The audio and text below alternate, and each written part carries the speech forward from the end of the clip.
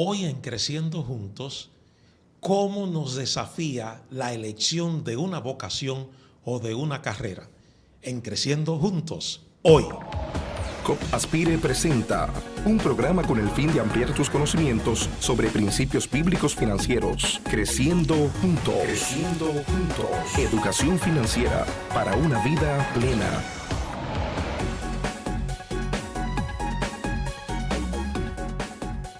Saludos amigos y amigas que siempre escuchan y siguen este programa Creciendo Juntos.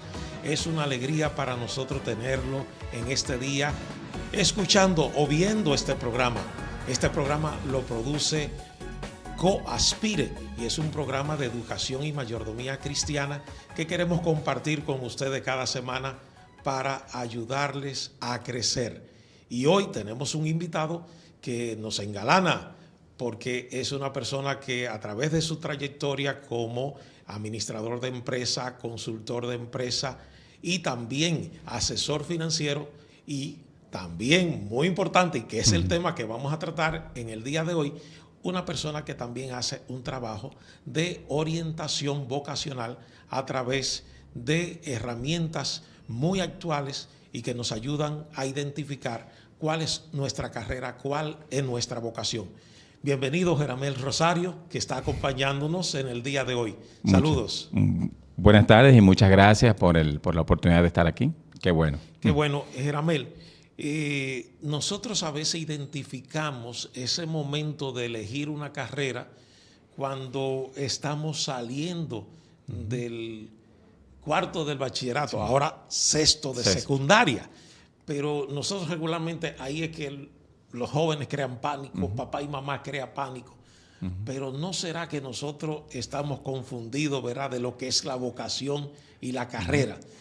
Ayúdame en ese primer embrollo que te planteo. Claro. Bueno, hay mucho de qué hablar del tema y lo primero que hay que decir que la vocación es un tema de mayordomía. Eso es lo primero. Cuando uno habla de recursos, por lo general, lo primero que le llega a uno a la mente es el tema financiero. Eso es un recurso. El tiempo es otro recurso, pero el talento es un recurso incluso más valioso que los anteriores. Claro. ¿Por qué? Porque de eso es que se va a suplir, ¿verdad?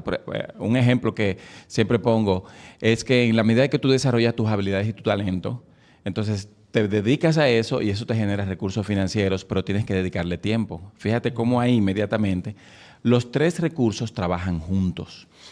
Pero ¿cuál es el problema? Hablamos mucho de sustento, de trabajar, de generar beneficios. Hablamos mucho de temas también de administrar nuestro tiempo y todo ese tipo de cosas. Sin embargo, poco le dedicamos al tema de descubrir nuestra vocación y nuestros talentos. Ese tema específicamente en nuestro país genera una situación social gravísima. ¿Por qué? Porque se percibe y se considera que más del 40% de los jóvenes que entran a la universidad entran perdidos. Y en el primer año, ese 40% se cambia de carrera o abandona. En el primer año. Al final de los 4 años, que es el promedio más o menos que dura una carrera aquí en nuestro país, apenas se gradúa menos del 10%. Porque no termina.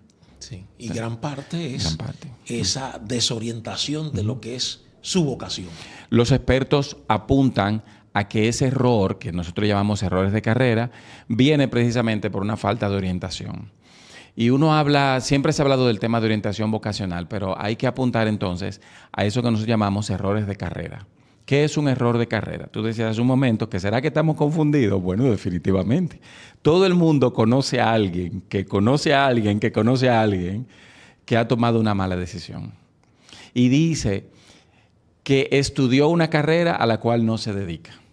Entonces, hay que replantear entonces qué es una carrera. Una carrera no es lo que yo estudio en la universidad. Una carrera es a lo que yo me dedico. Porque eso es la carrera en el tiempo. Espérate, no me vaya a la carrera. Eso es importantísimo. Claro. ¿Qué es lo que tú estás diciendo, Jeramel? Claro, yo recuerdo hace unos años atrás que yo estaba dedicado en una empresa y yo hacía gerencia de marca. ¿Bien? Pero mi compañero estudió la siguiente carrera, arquitectura. Y estaba haciendo gerencia de marca. Y yo le pregunto, ¿qué tú eres? ¿Mercadólogo o arquitecto. Me dicen, no, yo soy mercadólogo, pero yo estudié arquitectura. Nunca he ejercido eso. Entonces, ¿cuál es la carrera a lo que yo me dedico? Esa persona tenía más de 10 años dedicándose a eso. Entonces, y eso es muy importante. Totalmente. Y más en este contexto económico, donde los numeritos te cambian continuamente. De la noche a la mañana las cosas cambian. Y también... Y cómo en los últimos 10 años han cambiado los oficios o carreras que tienen mayor valoración. Sí, y eso es un punto súper importante. ¿Por qué? Porque hay lo que se llama carreras de tendencia. ¿Quién pensaría hace 15 años atrás que se iba a haber tanta demanda con el tema, por ejemplo, de la ciberseguridad, por ejemplo? Exacto, sí, sí. Con el tema, por ejemplo, del data science, con el tema de la administración de datos. Sin embargo, no dejan de existir aquellas carreras que uno le llama hoy en día carreras clásicas. Siempre será necesaria la carrera de medicina. Siempre será necesaria. ¿Por qué? Porque siempre hay gente que se enferma. Pero qué pena también cuando algunas carreras desaparecen y que son necesarias para la vida. Cada vez más hay menos personas que estudian carreras relacionadas, por ejemplo, a la agronomía. Y a las humanidades. Y a las humanidades. Y a las ciencias sociales, que son mis carreras. Exactamente, porque se consideran que son carreras de carácter subjetivo, carreras blandas, le llaman. Que tienen poco mercado laboral también. Lamentablemente, lamentablemente. Entonces, hay que apuntar ahí. Pero fíjate que independientemente de eso, nosotros en este concepto de mayordomía no debemos apuntar al deseo y al interés y al sentimiento. Nosotros apuntamos es al diseño. Al diseño. Y esta es una ilustración muy fácil de entender. Imagínate que un Fórmula 1 le diga a un tractor que van a echar una carrera a ver quién gana. Sería interesante. El Fórmula 1 dirá, bueno, yo voy a ganar porque yo corro más veloz. Y eso es algo evidente. Sí, claro. Pero le dice el tractor, lo único que yo te voy a poner es la condición. Vamos a hacerlo en mi terreno. Sí. ¿Por qué? Porque el tractor fue diseñado para ese terreno y el Fórmula 1 fue diseñado para otro tipo de terreno. Entonces, ¿para qué yo fui diseñado? Entonces, yo tengo que apuntar entonces a mi diseño. ¿Cuáles son aquellos elementos propios que componen mi diseño? Y mi diseño está compuesto por una serie de piezas y de esos elementos que son propios de la vida misma. Tú conocerás a alguien, por ejemplo, tú dijiste hace un momento que eres de la carrera de las áreas sociales y humanidades. Pero hay otro por ahí que será de las áreas de ingeniería. U otro que será de las áreas de las artes, por ejemplo. ¿Cuál es la personalidad de esos individuos? ¿Verdad que no generalmente son parecidas? Pueden haber parecidos, pero habrá implicaciones muy específicas que dirán por qué uno se irá por las artes, por qué uno se irá a las ingenierías y por qué otro se irá a las ciencias y humanidades. O sea, ¿qué lo va a determinar? Aquellos elementos internos y de la forma como la persona piensa, aprende, se desempeña para elegir una carrera u otra. O sea, elementos que vinieron con el paquete. Vinieron con el paquete. Desde muy pequeño ya yo puedo identificar en mi hijo, mi hija, en aquel chico que estoy viendo correteando en el barrio. Y yo diría que desde antes. Y esto es otro concepto que tiene que ver con eso que nosotros decimos del propósito, del propósito de la vida. Uno a veces cree que debe generar su propósito después, pero no, ya uno vino con él y uno tiene que descubrirlo. ¿El problema cuál es? Que la mayoría no lo sabe. Y hay que empeñarse a descubrir cuál es ese propósito para prepararse para poder ejecutarlo. Y ese es precisamente donde está la falencia principal. Y en nuestro sistema educativo no existe un sistema formal que ayude a que los jóvenes elijan la carrera apropiada de acuerdo a su diseño. Y así nosotros decimos que las personas deben vivir de acuerdo al diseño que tienen, no de acuerdo a lo que papá y mamá dicen. A veces dicen, bueno, como mi abuelo es abogado, tu bisabuelo lo fue, yo soy abogado, adivina, mijo, lo que tú vas a hacer. Pero papi, yo lo que quiero es ser chef. No, tú vas a ser abogado porque te vas a desempeñar en el negocio de la familia. Y algunos dirán y defenderán eso. Pero resulta que ese joven empieza a estudiar la carrera que le dicen sus padres y cuáles son las frustraciones que se van a generar. ¿Será 100% productivo en esa área? Y a lo mejor sí lo podrá hacer. No solamente productivo en términos financieros, se sentirá feliz. Se sentirá feliz. Y esa producción que se genera también en tu entorno a nivel de tus relaciones con los demás. Entonces, también esos son elementos que hay que tomar en cuenta. Y cuando se producen esos errores de carrera, es donde se produce la deserción, la frustración, los cambios de carrera. Inestabilidad laboral incluso genera eso. Claro. Y también deserción laboral, porque la persona no puede explotar su potencial al 100%. ¿Por qué? Porque no se siente identificado. Y de eso estamos rodeados en el mundo entero. Bueno, Jeramel nos está diciendo, primero, hay un propósito que tú tienes que cumplir. Segundo, hay un diseño al cual tú respondes. Y tercero, esas cosas, esos talentos, esas características internas van aflorando. Totalmente. Y nos van dando pistas de hacia dónde debe ir nuestra orientación vocacional. Así es. Tú hiciste un comentario al principio que me gustaría que lo elabores más para que nuestro público pueda escuchar esto. Tú decías, la vocación es parte de la mayordomía. Claro. El talento. El talento. Pero tú hablabas de la vocación también como propósito. Y muchas veces reducimos todo lo que tiene que ver con vocación, con reproducción material, con dinero. Entonces, de pronto hay que escarbar un poquito más. Claro. ¿Cómo es eso? Que nosotros, nuestra vocación está vinculada a un propósito. Totalmente. ¿Y totalmente. para qué entonces? Es ese concepto que tiene que ver con llamado. A veces se emplea de una manera tan ligera la palabra llamado y se circunscribe a ciertos ambientes que uno pudiera llamarle ambientes ministeriales y religiosos en algunos casos. Sí. Bien, pero eso está demasiado lejos de la realidad. Un llamado es aquello a lo que tú te dedicas para el bien común. Óyeme esto, buenísimo. Un llamado es aquello a lo que tú te dedicas para el bien común. Claro.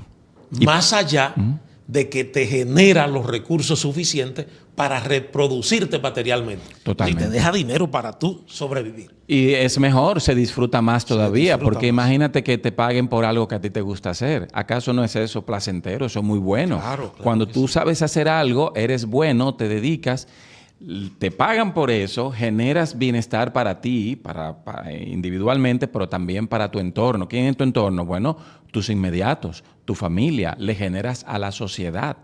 Pero cuando es lo contrario, que uno no vive su propósito alineado a su vocación, eso genera frustración y genera un sentido de pertenencia en social. ¿Por qué razón? Porque digo, no me gusta lo que hago. Hace una ilustración que puedo hacer rápidamente es que me acerco a una persona que ofrece servicios, ¿verdad?, bancarios, ¿entiendes? Un cajero de un banco. Y siempre me gusta preguntar y le hago la pregunta, cuéntame, ¿te gusta lo que haces? Y él miró hacia los lados como queriendo decir, ¿por qué tú me tienes algo mejor? Esto no me gusta, lo estoy haciendo por necesidad. Qué pena cuando tengo que hacer algo por necesidad. Se da el caso, pero no debería ser así. ¿Y qué es lo que sucede entonces? Y esto es estadística. Que la mayoría de las personas empiezan a descubrir esa vocación y ese diseño a partir de la primera mitad de la vida. ¿Cuándo es la primera mitad de la vida? Es una cuestión interesante. Asumiendo que en países como el nuestro la esperanza de vida anda por los 73, 74 años. Entonces, pudiéramos decir que la mitad de la vida empieza a partir de los 35 años, por ahí. Oye, a los 35 años ya uno está como madurito, más o menos, ¿verdad? Comenzando a envejecer. Ya ha crecido. Quiere decir que muchas personas a partir de los 35 años es donde empiezan a emprender, empiezan a tomar decisiones serias, decisiones de peso. Pero, ¿qué es lo que hay que apuntar? ¿Qué pasó en los primeros 35? En esa edad donde yo terminé una carrera y no he madurado todavía. Y ahí la gente dice, oye, ahora me toca a mí. Ahora, yo creo que este es el momento yo de descubrir para qué es qué es exactamente lo que yo quiero hacer con mi vida. Bueno, amigos, amigas, estamos escuchando a Jeramel Rosario y este es un tema interesante por lo desafiante que es para nuestra existencia. Y qué bueno que estamos hablando de estos temas y que todos estamos creciendo, como el programa, ¿verdad? Creciendo juntos en esta temática que realmente es de la vida cotidiana, porque con mucha frecuencia tenemos que estar decidiendo hacia dónde vamos, qué queremos hacer, y Jeramel nos ayuda a pensar cuál es el propósito que hay para mi vida, y Así eso es importantísimo. Jeramel, gracias por acompañarnos. Me gustaría, después de esta primera parte que ya hemos trabajado, ¿cómo yo puedo aprender a identificar mi talento? Bien. Tomando ya en consideración algunos conceptos claves que nos ha dado Jeramel. Yo tengo un propósito, hay un diseño que se ha hecho en mí y hay características fuertes que yo he venido mostrando desde mi niñez. Bien. Hay elementos que ayudan a esto, desde personas y desde herramientas. Y precisamente en estos dos campos es donde nosotros ayudamos a las personas precisamente a descubrir su diseño. Fíjense que no es a descubrir su propósito necesariamente, sino su diseño para que pueda descubrir su propósito también. ¿Qué generalmente desconocen las personas o qué generalmente también ellos confirman de sí mismos? Y nosotros nos enfocamos en 4 componentes claves. Bien, hacemos un estudio profundo de la personalidad del individuo. Vamos a suponer una persona tiene aspectos de personalidad que son descriptivos y que lo hacen actuar. Y ahí se filtra incluso hasta el carácter de la persona. Un ejemplo, hay personas que son dominantes. Hay otras que tienden a ser sumisos. Y te pones a pensar, ¿qué implicación tiene para una carrera cierto tipo de personalidad? Una persona que es dominante, entonces se sentirá mejor en ambientes donde pueda dirigir, donde pueda dar ideas y donde pueda tomar decisiones consensuadas. ¿Por qué? Porque su personalidad dominante lo lleva a eso, a dirigir a otras personas, a dirigir proyectos. Pero ¿qué pasa si en vez de ser dominante la persona es sumisa? Diría entonces que esa persona va a ser un excelente colaborador de otro. Y eso está bien también, porque como dice el refrán, no pueden ser todos caciques y dejar pocos indios. O sea, hay personas que tienen que colaborar. Esos sumisos son las personas que son seguidores, apoyan a los demás, son buenos haciendo tareas. Y eso es bueno determinar quién es sumiso, quién es dominante. Así hay otros aspectos de personalidad. Perdón, quiero preguntarte, porque eso trae dificultad para entenderse. Claro. ¿Verdad? Porque hay mucha gente que dice, pero ¿y por qué yo tengo que estar siempre aquí y no puedo crecer? Bueno, hay personas que así lo prefieren y punto.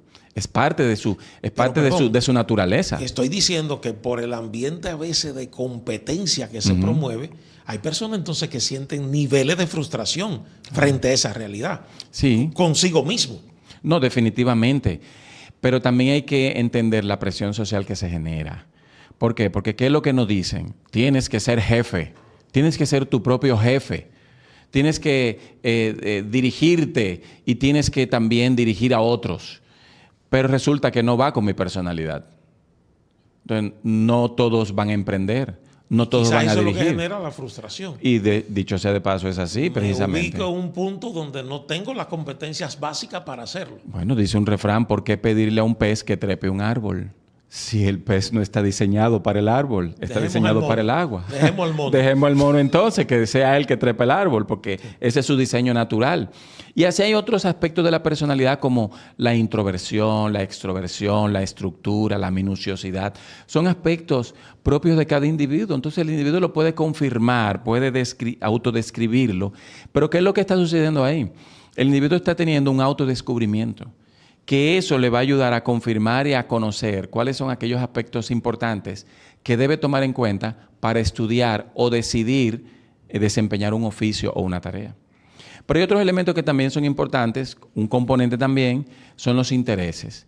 No sé si te recuerdas que cuando uno era niño decía, cuando sea grande quiero ser. Uno estaba expresando un interés, pero resulta que lo que cuando uno decía cuando era niño era muy diferente a lo que dice cuando es adulto. ¿Por qué? Porque cuando uno es niño es muy idealista y no conoce tanto. Sí, por eso hay muchos bomberos y policías. Por eso hay muchos bomberos y policías y personas que quieren ser astronautas y todo eso.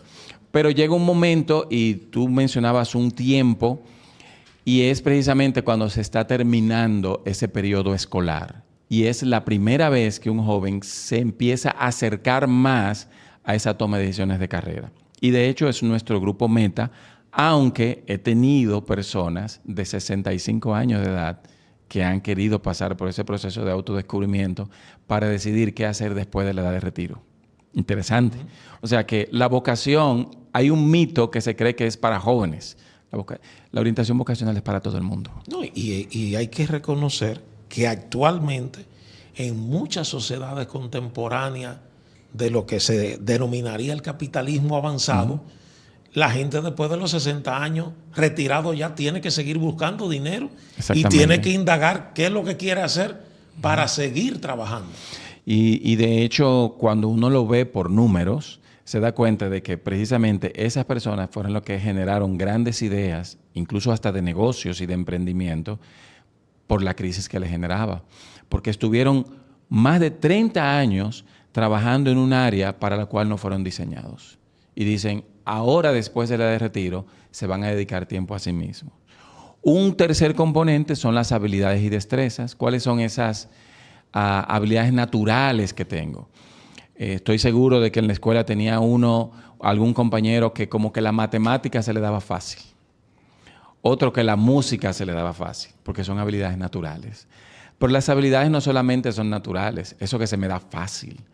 Las habilidades también son aprendidas. Yo puedo desarrollar nuevas habilidades. Es posible que nosotros los seres humanos, independientemente de la edad, desarrollemos nuevas habilidades. La diferencia es que las habilidades naturales serán bien placenteras porque me salen fácil, pero las que son aprendidas son a veces un poquito dolorosas, pero una vez ya la domino, se convierten en habilidades que son placenteras. Y un último componente, que es donde se orienta más a la parte ocupacional, son los valores. Los valores vienen a ser algo así como mis prioridades. Mucha gente viene al trabajo por lo que sabe hacer, pero termina yéndose por el ambiente. Sabe hacer algo muy bien, pero no le gusta el ambiente donde está. O puede ser que alguien sepa hacer algo muy bien, pero el resultado que tiene no va acorde a lo que quisiera. Por ejemplo, es cierto que hay personas que trabajan porque quieren generar dinero. Hay personas que son así. Pero hay otros que no les interesa tanto eso, que lo que quieren es ayudar a la gente, ayudar a los demás, servir al otro. El dinero no es una prioridad en su vida. ¿Quién está mal de los dos? Ninguno, porque es un valor. Y al final, valor es aquello que yo le doy una importancia y una prioridad. Y al final, ¿cuáles son esos valores de vida? Fíjese que todos esos componentes son importantes para que la persona pueda conocerse a sí mismo y también conocer cómo maneja su estrés, por ejemplo, y cómo es su tendencia a propósito de recursos en el manejo financiero. ¿Por qué?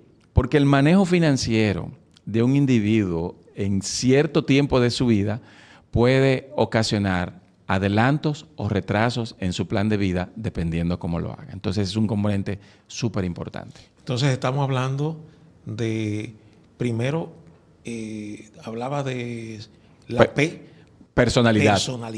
La I de intereses, habilidades, la H de habilidades y la parte ocupacional. Que es valores. Que son más bien mis prioridades. Tus prioridades.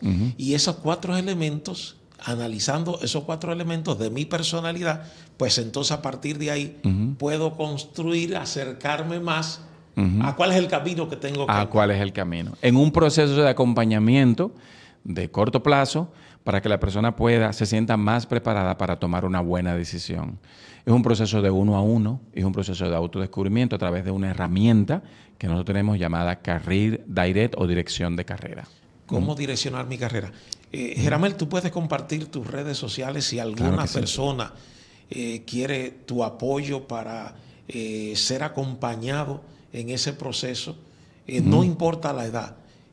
Porque algo que nos ha señalado Gelamer, es verdad que Geramel nos dice que el punto alto es en ese momento de cierre de la etapa escolar, pero hay varios momentos de la vida que hay gente que se plantea ¿qué yo voy a hacer de aquí en adelante? Y se dice que debe ser cada 5 años que se plantee eso. Cada 5 años. Bueno. Terrible. ¿Cómo te podemos conseguir para estamos eso? en las redes sociales a través de Descubre tu Diseño o Descubre tu Diseño y nuestra página web descubretudiceno.org. Ahí hay información que te puede ayudar. Información, sí. Muy importante porque esto genera mucha ansiedad a las personas, mucha incertidumbre. Y a veces, y algo que uno se queja a veces, es que este tipo de herramientas son como muy abiertas. Dice, bueno, tú puedes hacer esto, y se queda la misma ansiedad e incertidumbre, ¿verdad? Y es muy importante tomar buenas decisiones. Definitivamente es muy porque importante. son decisiones que tienen que ver con tu salud emocional, con tu salud espiritual, con tu salud financiera.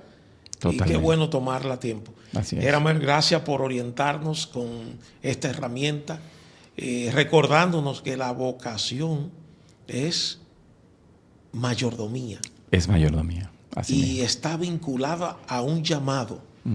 Y que el tema principal para yo entonces encontrar satisfacción en esa vocación es cuando yo me pregunto, óyeme, ¿para qué yo voy a servir a otras personas? Bueno, gracias amigos y amigas de Creciendo Juntos que nos ven y nos escuchan, y será hasta la próxima semana. Un programa con el fin de ampliar tus conocimientos sobre principios bíblicos financieros. Creciendo Juntos. Creciendo Juntos. Educación financiera para una vida plena. Deudas, facturas, cobros, gastos, pagos. ¡Ey! Descuida. En Copaspire sabemos lo complicado que puede tornarse lograr tus sueños en medio de tantos líos financieros. Es por eso que desde una cosmovisión cristiana te ofrecemos soluciones de dinero, asesoría personalizada y educación financiera para lograr aquello que te propones. Hazte socio hoy mismo. Escribe a nuestro WhatsApp 809-718-7888. Visita nuestra página web copaspire.com y síguenos en redes sociales como Copaspire.